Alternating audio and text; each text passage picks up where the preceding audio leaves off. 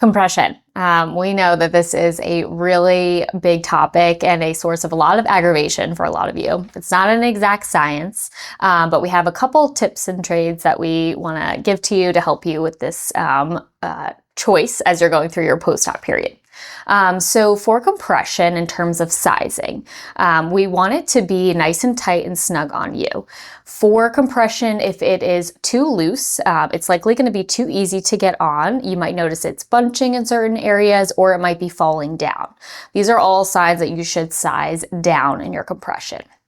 If compression is too snug, you're actually going to be probably in pain when you're wearing it.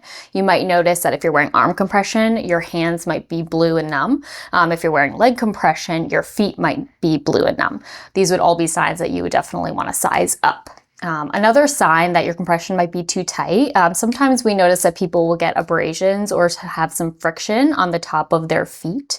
So if you notice this, definitely take off your compression. We don't want to cause any wounds or openings, but then you're going to want to get into a different style of compression most likely. If you have a different size, that's a size up, I would go to that. Or if you have a different style that works for you, I would try that.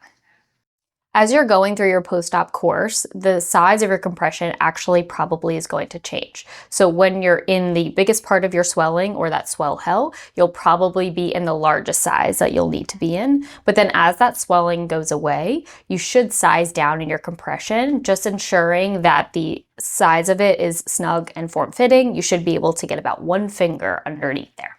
So when we are done with your surgery, when you're on the table, you're not very swollen, you do have a little bit of tumescent fluid still left in you, but you look pretty good. Then you'll notice in the next couple days, you're gonna start to swell. And over those next few days up to day 7, around day 7 is what you enter what's called swell hell sometimes. So during this time period, it can be very uncomfortable. The best way to combat it or to help minimize discomfort during this time period is to ensure that your compression is tight enough.